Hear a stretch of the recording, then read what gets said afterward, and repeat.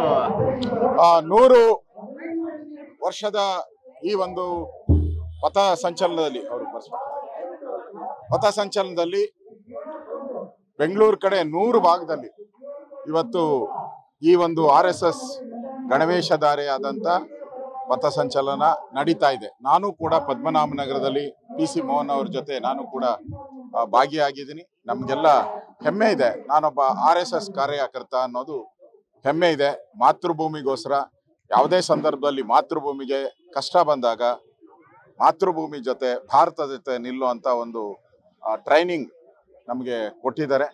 ದೇಶದಲ್ಲಿ ಏನೇನು ಸಮಸ್ಯೆಗಳು ಬಂದಾಗ RSS ಭಾರತದ ರಕ್ಷಣೆ ಮಾಡುವಂಥ ವಿಚಾರದಲ್ಲಿ ಯಾವುದಾದ್ರೂ ಒಂದು ಸಂಸ್ಥೆ ಈ ಹಿಂದೂಸ್ತಾನದಲ್ಲಿ ನಿಂತಿದೆ ಅಂದರೆ ಅದು RSS ಮಾತ್ರ. ಆ ರೀತಿಯಾದಂಥ ಒಂದು ಟ್ರೈನಿಂಗನ್ನು ಕೊಡುವಂಥ ಒಂದು ರಾಷ್ಟ್ರ ಪ್ರೇಮವನ್ನು, ಭಾರತದ ಬಗ್ಗೆ ಗೌರವವನ್ನು, ಪ್ರೀತಿಯನ್ನು, ರಾಷ್ಟ್ರ ಪ್ರೇಮವನ್ನು ಬೆಳೆಸುವಂಥ ಒಂದು ಸಂಸ್ಥೆ RSS. ಇವತ್ತು ಅದಕ್ಕೆ 100 ವರ್ಷ ತುಂಬಿದೆ. 100 ಕಡೆ ಇವತ್ತು ಬೆಂಗಳೂರಲ್ಲಿ ಮಾಡ್ತಾ ಇದ್ದೀರಿ. ಇವತ್ತು ನಾನು ಕೂಡ ಭಾಗವಹಿಸಿದ್ದೀನಿ, ಹೆಮ್ಮೆ ಇದೆ. ಇವಾಗ ಸಂಘದ ಪ್ರಾರ್ಥನೆ ನಮಸ್ತೆ ಸದಾ ವತ್ಸಲೆ ಮಾತೃಭೂಮಿ ತ್ವಯಾ ಹಿಂದೂ ಭೂಮಿ ಸುಖಂ ವರ್ಧಿತೋಹಂ ಆ ಗೀತೆಯನ್ನು ಆಡೋ ಮುಖಾಂತರ ಇವತ್ತು ನಮ್ಮ ಇದು ಪಥಸಂಚಲನ ಪ್ರಾರಂಭ ಆಗಿದೆ. ಈ ಒಂದು ಕಾರ್ಯಕ್ರಮದಲ್ಲಿ ಭಾಗವಹಿಸಿರುವ ಹೆಮ್ಮೆ 100 ವರ್ಷದಲ್ಲಿ ನನಗೆ ಪುಣ್ಯ, ಆ ಒಂದು ಯೋಗ ನನಗೆ ಸಿಕ್ಕಿದೆ. ಯಾರ್ಯಾರು ಭಾಗವಹಿಸಿದ್ದಾರೆ ಅವರೆಲ್ಲರೂ ಕೂಡ ಇವತ್ತು ಪುಣ್ಯವಂತರು ಅಂತ ನಾನು ತಿಳ್ಕೊಂಡಿದ್ದೆ. ಸೆಲೆಬ್ರೇಷನ್ ಮಾಡ್ತಾ ಇದೆ ಪಥಸಂಚಲನ. ಕಾಂಗ್ರೆಸ್ ಹೇಳಿದ್ದೆ RSS ನ ಬ್ಯಾನ್ ಮಾಡಬೇಕು ಅಂತ ಪದೇ ಹೇಳ್ತಾ ಇದ್ದಾರೆ. RSS ಬ್ಯಾನ್ ಮಾಡಕ್ಕೆ ನಾ 3 ಬಾರಿ ಪ್ರಯತ್ನ ಮಾಡಿದ್ವಿ, ಅಂತ ಇಂದಿರಾ ಗಾಂಧಿ ಕೈಲೇ ಆಗ್ಲಿಲ್ಲ. ಇನ್ನ ಈಗ ನರೇಂದ್ರ ಮೋದಿ ಅವರೇ RSS, ಅಮಿತ್ ಶಾ ಅವರೇ RSS, ದೇಶದ ರಾಜ್ಯಪಾಲರುಗಳು ಬೇಕಾದಷ್ಟು ರಾಜ್ಯಪಾಲರು ಎಲ್ಲ RSS ಅವರು. ಇಡೀ ದೇಶನೇ RSS ಇದ್ದಾಗ ಈ ಕಾಂಗ್ರೆಸ್ ಇವತ್ತು ದೇಶದ ಪಾರ್ಟಿಯಾಗಿ ಉಳಿದಿಲ್ಲ, ಭಾರತದ ಪಾರ್ಟಿಯಾಗಿ ಉಳಿದಿಲ್ಲ. ಅದೊಂದು ರೀತಿ ರಾಹುಲ್ ಗಾಂಧಿ ಅವರು ಇವತ್ತು ಪಾಕಿಸ್ತಾನದಲ್ಲಿ ವೆರಿ ಪಾಪ್ಯುಲರ್, ಎಲ್ಲ ಮನೆಯಲ್ಲೂ ರಾಹುಲ್ ಗಾಂಧಿ ಅವರ ಫೋಟೋ ಇದೆ.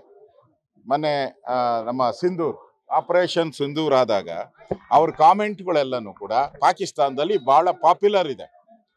ಅಂಥ ವ್ಯಕ್ತಿ ಇವತ್ತು ಭಾರತದ ಬಗ್ಗೆ ಮಾತಾಡ್ತಾರೆ, RSS ಮಾತಾಡ್ತಾರೆ ಅಂದರೆ ಅವ್ರಿಗೆ ನಿಜಕ್ಕೂ ಭಾರತದ ಇತಿಹಾಸ ಗೊತ್ತಿಲ್ಲ.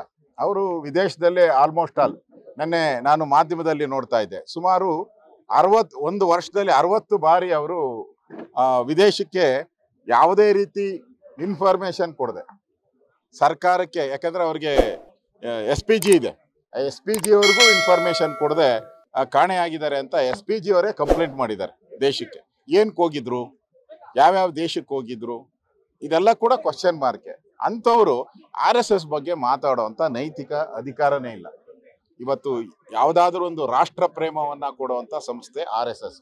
ಇವ್ರಿಗೆ ಆ ರಾಷ್ಟ್ರ ಪ್ರೇಮನೂ ಇಲ್ಲ, ಓಟಿನ ಪ್ರೇಮ ಇವ್ರಿಗೆ.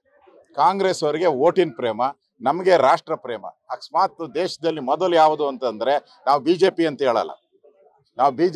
ಹೇಳಲ್ಲ, ನಾವು ಭಾರತೀಯರು ಅಂತ ಹೇಳುವಂತ ಅವ್ರನ್ನ ಕೇಳಿ ನೀವು. ನಾವು ಸೋನಿಯಾ ಗಾಂಧಿಯವರು, ರಾಹುಲ್ ಗಾಂಧಿ ಕಡೆಯವರು ಅಂತಾರೆ. ನಾವು ಯಾವತ್ತೂ ಹಂಗೆ ಹೇಳಲ್ಲ. ನಾವು ಭಾರತದ ಪುಣ್ಯಭೂಮಿ, ಜನನಿ ಜನ್ಮಭೂಮಿ ಸ್ವರ್ಗಾದಪಿ ಗರಿ ಅನ್ನೋ ಹೇಳುವಂತ ಜನ ನಾವು. ಅವ್ರು ಹಂಗಲ್ಲ. ಅವರು ಹೇಳಿದಾರಲ್ಲ DK ಶಿವಕುಮಾರ್ ಅವರು, ನಾನು ಕಾಂಗ್ರೆಸ್ಗಾಗೆ ಇದ್ದೀನಿ, ಕಾಂಗ್ರೆಸ್ಗಾಗೆ ಸಾಯ್ತೀನಿ ಅಂತ ಹೇಳಿದ್ದಾರೆ.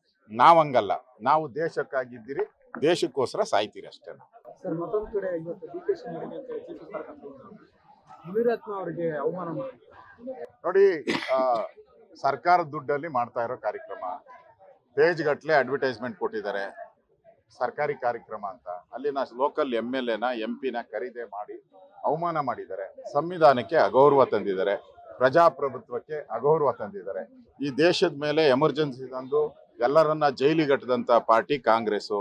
ಇವತ್ತು ಕರ್ನಾಟಕದಲ್ಲೂ ಕೂಡ ಅಲ್ಲಿನ ಶಾಸಕರಿಗೆ, ಲೋಕಸಭಾ ಸದಸ್ಯರಿಗೆ ಗೌರವ ಕೊಟ್ಟಿಲ್ಲ, ಹಲ್ಲೆ ಮಾಡೋ ಪ್ರಯತ್ನ ಮಾಡಿದ್ದಾರೆ ಮುನಿರತ್ನ ಮೇಲೆ. ಇದೊಂದು ಖಂಡನೀಯ. ಇದು ಕಾಂಗ್ರೆಸ್ಸಿನ ಸಂಸ್ಕೃತಿಯನ್ನ ತೋರಿಸ್ತದೆ. ಕಾಂಗ್ರೆಸ್ಸಿನ ಗೂಂಡಾಗಿರಿ, ಮೊದಲಿಂದನೂ ಅವ್ರು ಗೂಂಡಾಗಿರಿ ಮಾಡ್ಕೊಂಡೇ ಬಂದವರು. ಆ ಗೂಂಡಾಗಿರಿ ಮಾಡ್ತಾ ಇದ್ದಾರೆ.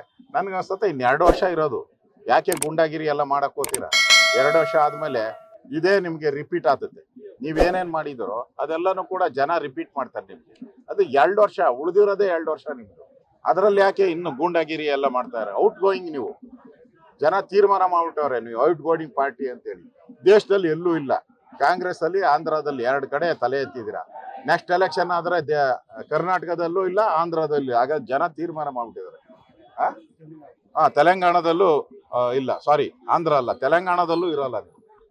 ಅದರಿಂದ Congress out going party, Congress ಮುಕ್ತ ಭಾರತ ಮಾಡೋದೇ ನಮ್ಮ ಅಜೆಂಡಾ.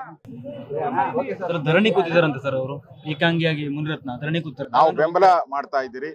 ಮುನಿರತ್ನ ಮೇಲೆ ಆಗಿರುವಂತ ಅಲ್ಲೇ ಇದು ಪ್ರಜಾಪ್ರಭುತ್ವದ ಮೇಲೆ ಆಗಿರೋ ಅಲ್ಲೇ ಈಗ ಮುನಿರತ್ನಂ ಅವ್ರಿಗೆ ನಾವು ಬೆಂಬಲವನ್ನ ಕೊಡ್ತೀರಿ.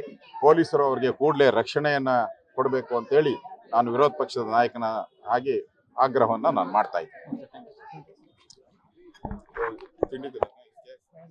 ಲೇಟೆಸ್ಟ್ ಹಾಗೂ ಇಂಟ್ರೆಸ್ಟಿಂಗ್ ಸುದ್ದಿಗಳಿಗಾಗಿ ಬಾಸ್ ಟಿವಿ ಕನ್ನಡ ಚಾನೆಲ್ನ ಸಬ್ಸ್ಕ್ರೈಬ್ ಮಾಡಿ. ಹಾಗೆಯೇ ಬೆಲ್ ಐಕಾನ್ ಪ್ರೆಸ್ ಮಾಡಿ. ಇದರ ಜೊತೆಗೆ ಫೇಸ್ಬುಕ್, ಇನ್ಸ್ಟಾಗ್ರಾಮ್, ಎಕ್ಸ್ ನಲ್ಲೂ ಮಿಸ್ ಮಾಡದೆ ಫಾಲೋ ಮಾಡಿ.